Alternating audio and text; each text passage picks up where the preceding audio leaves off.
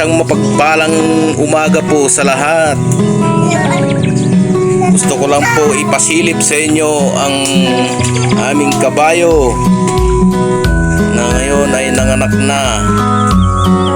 Isa pong napakagwapong lalaking kabayo ang labas.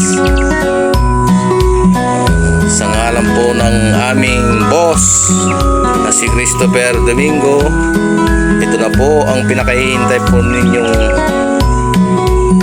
biyaya, blessing. Nanganak na po ang inyong kabayo. Ito po siya, napakagandang kabayo po. Isa po siyang lalaki, gwapo niya, sobra. Ayan po siya, oh,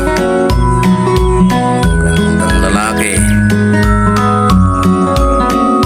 napakalusog, quality. Kanyang nanay, kumain po siya.